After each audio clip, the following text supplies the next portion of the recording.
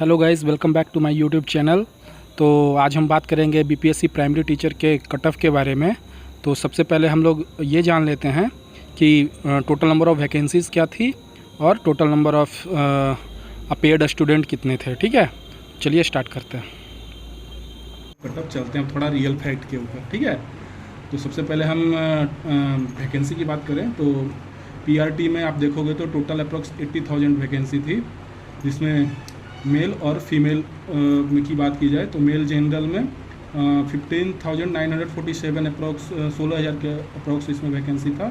और सिमिलर अगर आप देखें फीमेल कैटेगरी में भी तो लगभग 16,000 वैकेंसी है, क्योंकि यहाँ पे 50% रिजर्वेशन उसके अकॉर्डिंग। ठीक है, तो ईडब्ल्यूएक्स को जैसे पता है आपको कि 10% उसको भी मिलता है रिलैक्सेशन और रिजर्वेशन, तो उसमें 4,000 सीट है।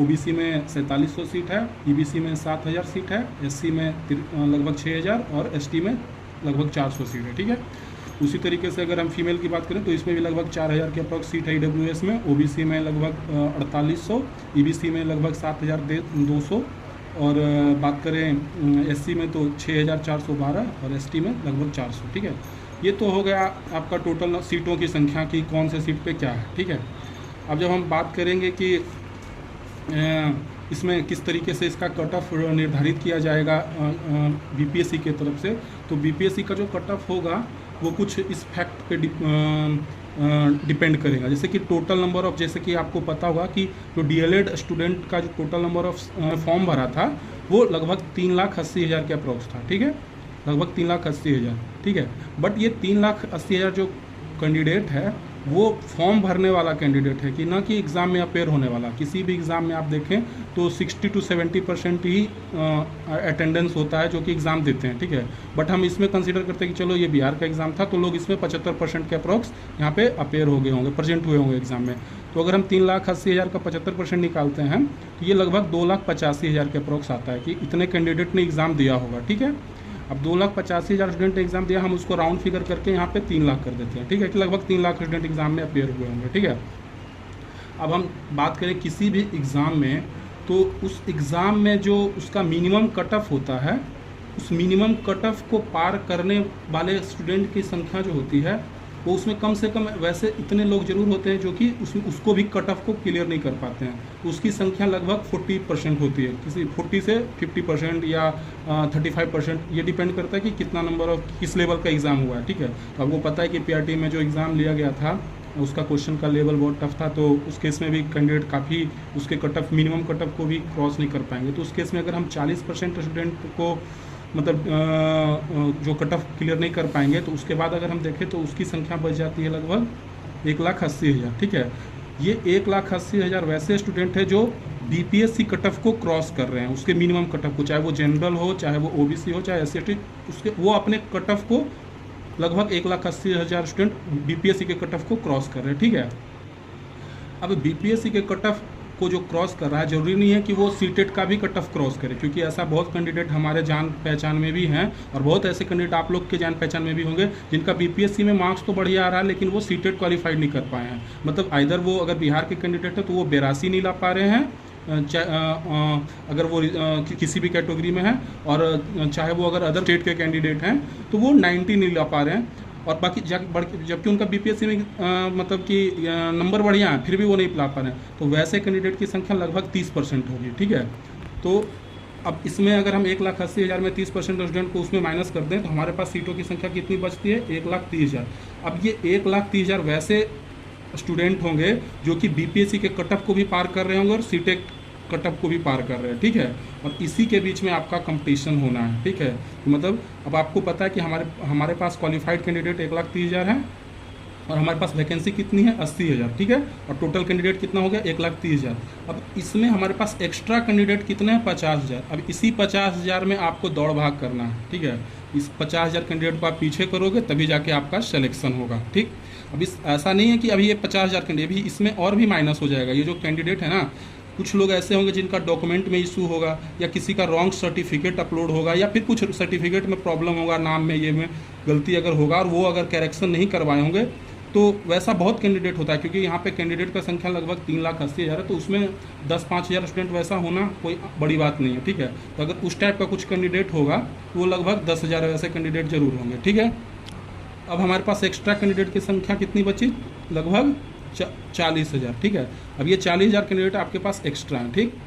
अब हम बात करते हैं यहाँ पे, अब ये जो मिनिमम कट ऑफ है कैटेगरी वाइज, हम जानते हैं कि मार्क अगर किसी भी एग्ज़ाम में मतलब कि अगर कोई कॉम्पिटिटिव एग्ज़ाम होता है उसमें पॉइंट पे कैंडिडेट को पॉइंट 1, पॉइंट 2 पे कैंडिडेट का जो पासिंग क्राइटेरिया होता है वो डिपेंड करता है, और उसमें एक पॉइंट 2 नंबर ऊपर होने पे 1,000-2,000 कैंडिडेट बढ़ जाते हैं और घट जाते हैं, ठीक है। उस केस में अगर हम बीपीएससी में बात करें तो अगर एक मार्क किसी का अपने मिनिमम कट ऑफ से इंक्रीज होगा तो उसमें 5,000 स्टूडेंट बाहर हो जाएंगे, ठीक है।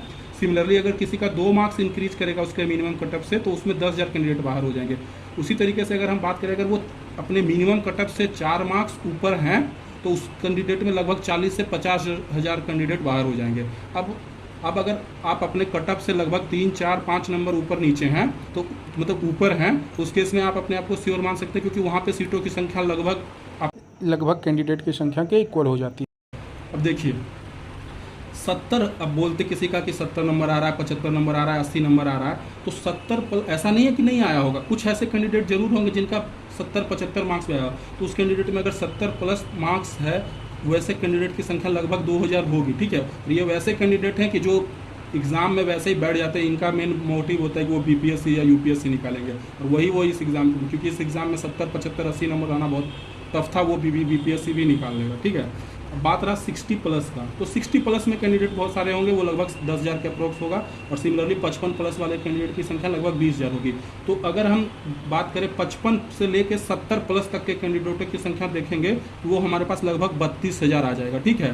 और ये 32,000 वही कैंडिडेट होंगे जो जनरल में फाइट करेंगे, क्योंकि यहाँ पे आप देखेंगे तो जनरल में सीटों की संख्या लगभग 16,000 और फीमेल में भी 16,000, तो टोटल 32,000, यानी कि यहाँ पे 32,000 जो कैंडिडेट है वो यहाँ वाले सीट पे आ जाएंगे, ओके।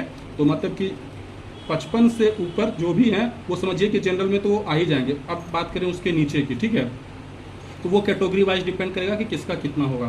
तो कट ऑफ की बात की जाए तो यहाँ पे आप देखेंगे कि जनरल मेल जो हैं उनका कट ऑफ मेरे ख्याल से वो 52 से 55 के बीच में है, तो वो सेफ हैं, उनका सिलेक्शन मेरे ख्याल से हो जाना चाहिए।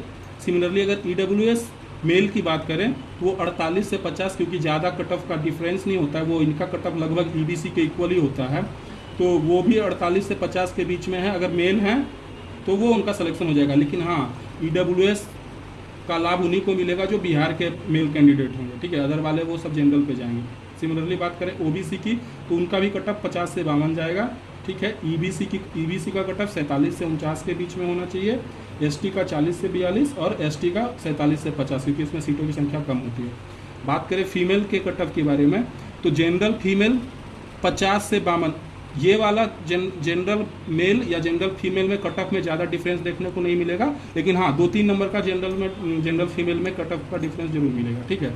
बात करें ईडब्ल्यूएस फीमेल का तो ईडब्ल्यूएस चूँकि सिर्फ यहाँ पे जो कैंडिडेट होंगे बिहार के ही कैंडिडेट होंगे और सिर्फ बिहार के कैंडिडेट को ईडब्ल्यूएस का लाभ मिलेगा, तो उस केस में इनका कट ऑफ लगभग 40 से 42 जाने की उम्मीद है।